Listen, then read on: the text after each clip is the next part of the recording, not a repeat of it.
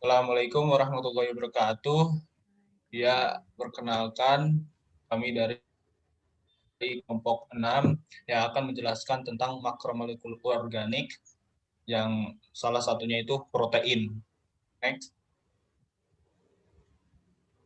Next. Pengertian protein. Protein adalah senyawa organik kompleks berbobot molekul tinggi yang merupakan polimer dari monomer asam amino yang dihubungkan satu sama lain dengan ikatan peptida. Molekul protein mengandung karbon, hidrogen, oksigen, nitrogen, dan kadangkala ada sulfur fosfor. Manfaat kandungan protein. Karbon mengatur tingkat keasaman pH darah dan mendukung proses pernafasan. Oksigen meningkatkan daya ingat, mengurangi stres, menjaga kesehatan kulit, melancarkan sistem peredaran darah, serta mencegah kanker. Sulfur mencegah dan mengobati jerawat, memiliki efek anti penuaan, mengangkat sel-sel kulit mati, mengobati eksim dan mengobati penyakit rosacea. Hidrogen membantu proses penyembuhan terhadap beberapa penyakit, menangkal radiasi bebas dan menurunkan resiko penyakit jantung, stroke, dan diabetes.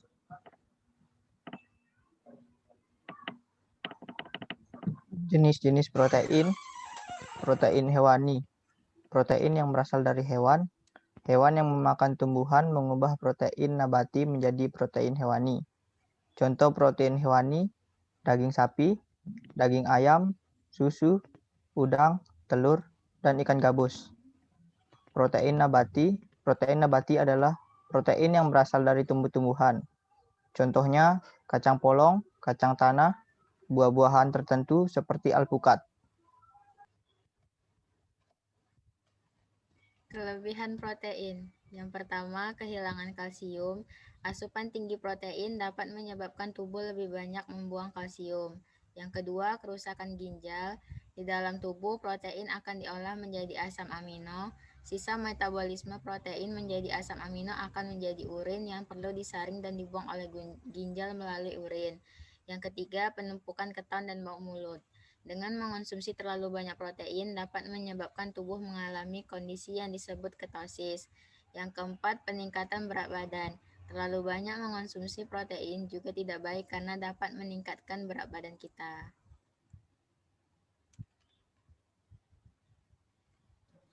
Kekurangan protein. Yang pertama, munculnya rasa lapar. Timbulnya rasa lapar, lemas, dan lelah pada orang yang kekurangan protein. Yang kedua, kekebalan tubuh menurun. Jika seseorang tidak mengonsumsi protein secara cukup, dapat menyebabkan daya imunitas menurun dan mudah terkena penyakit. Yang ketiga, kwashiorkor, penyakit akibat kekurangan protein yang ditandai dengan pembengkakan di bagian bawah kulit akibat terlalu banyak cairan dalam jaringan tubuh. Yang keempat, maramus, kekurangan asupan energi dan protein. Maramus adalah kekurangan asupan energi dari semua bentuk makronutrien, mencakup karbohidrat, lemak, dan protein. Di sini terpapar rekomendasi asupan protein harian. Yang pertama itu takaran untuk anak-anak umur 1-6 tahun itu bisa mengkonsumsi perharinya 20-25 gram protein. Terus yang kedua itu anak-anak usia 7-9 tahun dapat mengkonsumsi protein per hari 35-40 gram. Yang ketiga ada remaja itu bisa mengkonsumsi 60-75 gram protein per hari. Untuk orang dewasa bisa mengkonsumsi 50-70 gram protein per hari. Dan yang terakhir itu untuk wanita hamil dan menyusui bisa mengkonsumsi 70-85 gram protein per hari.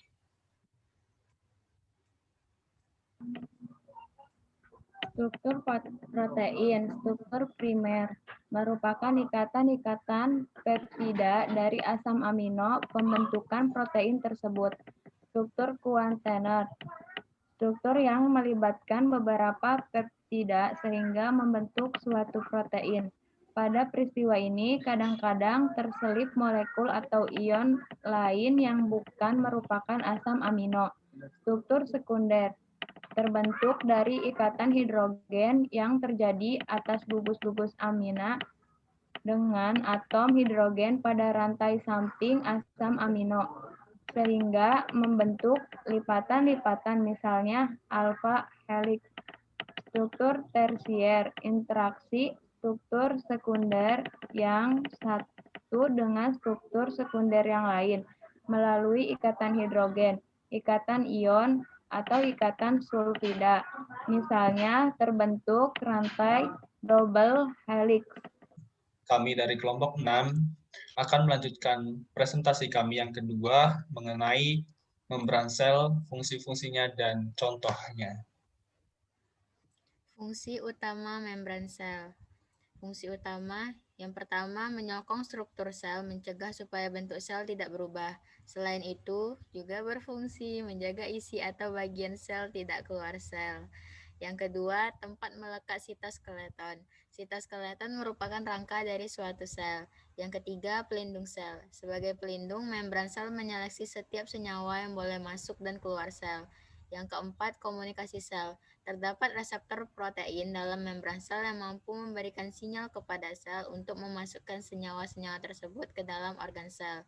Yang kelima, berperan dalam perkembangan sel melalui proses endositosis dan eksositosis. Kemudian di sini saya akan menyebutkan contoh salah satu fungsi utama dari membran sel, yaitu komunikasi sel pada tumbuhan. Reseptor membran dalam membran sel. Sel tumbuhan atau sel hewan melakukan komunikasi menggunakan molekul sinyal ekstraseluler yang disebut ligan. Komunikasi ini bertujuan untuk mengontrol metabolisme sel. Dalam hal ini, molekul ligan bekerja sebagai ligan yang berkaitan dengan molekul komplemen pada permukaan luar membran sel. Ikatan ini menyebabkan perubahan komponen reseptor di dalam sel atau menginduksi respons seluler yang spesifik.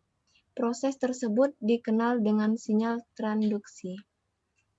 Sekian dari kami. Mohon maaf bila ada kesalahan. Wassalamualaikum warahmatullahi wabarakatuh.